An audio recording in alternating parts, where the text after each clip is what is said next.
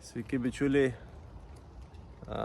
sveikinuosi iš nuostabios rudens, brėkštančios rudens dienos. Nežinau, ar jums girdisi, bet dabar nuo medžių kapsi lietaus lašai, lietus ką tik nustojo ir po truputį bando pasirodyti saulė.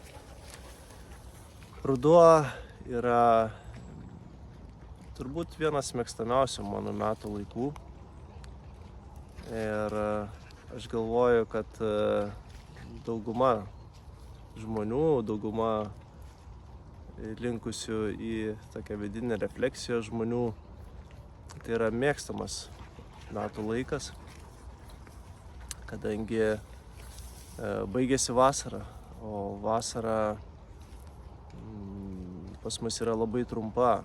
Ir kartais aš pastebiu, kad žmonės gana desperatiškai būna šitam laike, bandydami kuo labiau pasinaudoti šito laiku, sugerti visus įmanomus saulės spindulius, sugerti visą šviesą į save, turėti daug veiklų, daug projektų. Ir bent jau man vasara neretai tampa toks varginantis laikas, kai aš jau vasaros pabaigoje netgi laukiu to rudens, kada gamta jinai aprimsta, sustoja,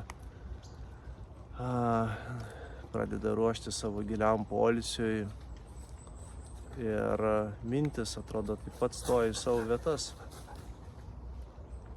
Aš manau, kad mūsų prigimčiai, mūsų protui taip pat reikia tokio ramesnio laiko, kai mes galime peržiūrėti savo gyvenimą, pasižiūrėti, kas jame yra nuveikta ir ką mes dar galėtume nuveikti.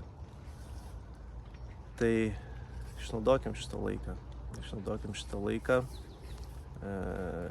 jėgų tokiam kaupimui ir atsigavimui po įtemptos vasaros. Tai gražaus rudens visiems.